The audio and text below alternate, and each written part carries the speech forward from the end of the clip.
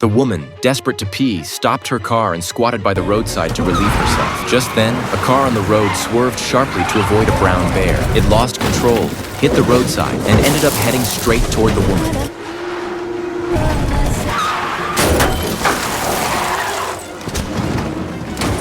The crash happened in an instant. The driver immediately got out to check, but the woman was already dead. She wasn't breathing, and the lower half of her body was still exposed. At that moment, a man walked out from the forest and happened to witness the scene. He instinctively tried to run, but in his panic, he slipped and hit his head on a tree branch, dying on the spot. Michel was stunned. Two people had died right in front of him in the blink of an eye. Seeing that no one else was around, Michel thought about quietly leaving the scene, but his conscience wouldn't let him. Yet if he called the police, he had already left his fingerprints on the car and would definitely become the prime suspect. There would be no way to explain himself. After thinking it over, Michel decided to go home first. When he got home, his wife Casey noticed the injury on his face and asked what had happened. Michel had no choice but to tell her everything. Worried that the fingerprints in the car would expose him, the two of them went back to the scene, planning to wipe all traces of fingerprints from the vehicle. But when they opened the trunk, they discovered it was full of cash. The two of them were already struggling financially, barely able to pay the rent, so they were immediately tempted by the money. After all, no one had found out yet. They were in the middle of nowhere. As long as they handled the bodies properly, the police wouldn't trace anything back to them. They dragged the bodies to the riverbank and covered them in honey, hoping to lure the nearby brown bears to eat the corpses. That way, the police might think the bears were responsible and the blame could be shifted. But when they returned the next day to check, not only were the original bodies untouched, there was now a third body lying nearby.